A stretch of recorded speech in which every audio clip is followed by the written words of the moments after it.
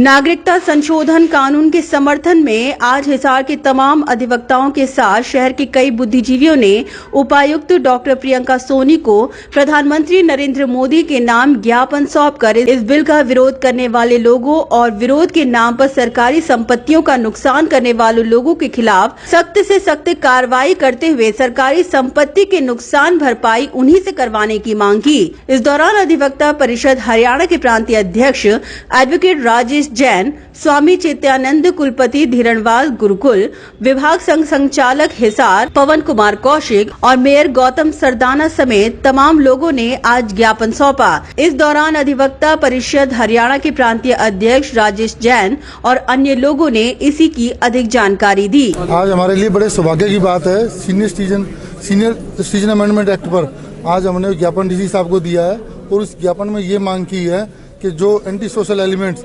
सरकार की संपत्ति को नुकसान पहुंचा रहे हैं और जो आमजन में भय पैदा कर रहे हैं, डर का माहौल पैदा कर रहे हैं और जो इस एक्ट के बारे में भ्रमित किए हुए हैं, उसके अगेंस्ट हमने एक ज्ञापन दिया है। CAA का हम सभी बुद्धिजीवी एडवोकेट्स और आमजन समर्थन करते हैं और इस एक्ट का जो प्रोविज़न है वो किसी की नागरिकता लेने के लिए नहीं है बल्कि नागरिकता देने के लिए है। और जो ये एक्ट 1955 में बना था और इसके बाद आज तक इसमें 9 बार अमेंडमेंट हो चुकी है। 8 बार जो अमेंडमेंट की है वो कांग्रेस सरकार ने की है, 1 बार अमेंडमेंट केंद्र सरकार ने की है और उस अमेंडमेंट में सिर्फ 2 नए प्रोविजन जोड़े हैं। पहला प्रोविजन ये था कि जो 11 साल से हिंदुस्तान में रह रहे हैं वो अपनी नागरिकता के लिए अप्लाई कर सकते हैं, उसको चेंज करके अब उसको 5 साल कर दिया गया है और उसकी कट ऑफ डेट 31 दिसंबर 2014 कर दी गई है। पहले जो अमेंडमेंट एक्ट था उसमें हिंदू शब्द जोड़ा गया था, अब हिंदू शब्द के साथ सिख, ईसाई, बौद्ध, जैन, पारसी अब इनको और जोड़ा गया है। जो लोग शरणार्थी हैं और जो अपने आप को शरणार्थी कहते हैं वो एप्लीकेशन दे करके हमारे यहाँ हिंदुस्तान की नागरिकता ले सकते हैं। ये जो एक्ट बनाया है पर्पज़ ये है जो घुसपैठिए हिंदुस्तान में घुसे हुए हैं उनको बाहर निकालने के लिए और जो एंटी सोशल एलिमेंट्स इनके खिलाफ काम कर रहे हैं उनको सबक देने के लिए ये एक्ट बनाया हुआ है। और मेरी सरकार से और डीसी साहब से हमारी ये दरख्वास्त है कि जो लोग एंटी सोशल एलिमेंट्स इस एक्ट का विरोध कर रहे हैं उनके खिलाफ सख्त से सख्त कार्रवाई की जाए। और सरकार से हमारी ये मानना है कि जो सरकारी संपत्ति को नुकसान पहुंचा रहे हैं उनकी पर्सनल प्रॉपर्टी को अटैच करके उनसे रिकवरी की जाए। आज CCA के पक्ष में सभी प्रबुद्ध जन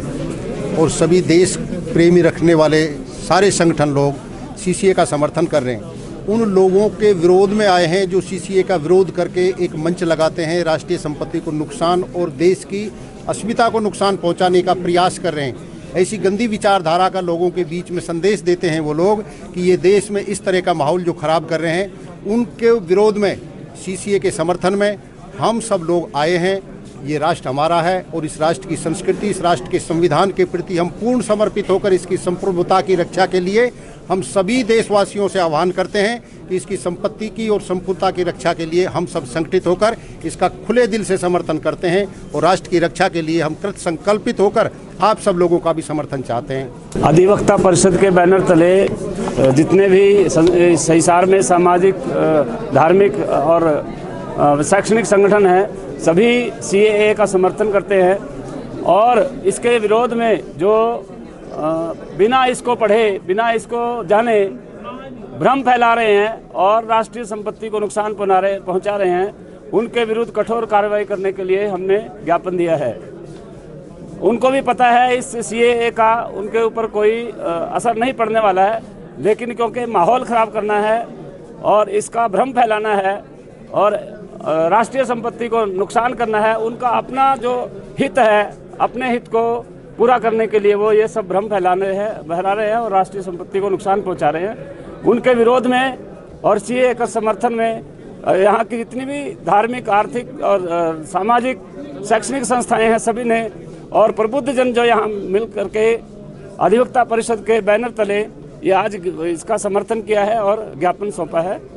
DC साहब को। अर्चना त्रिपाठी, सिटी बिग न्यूज़।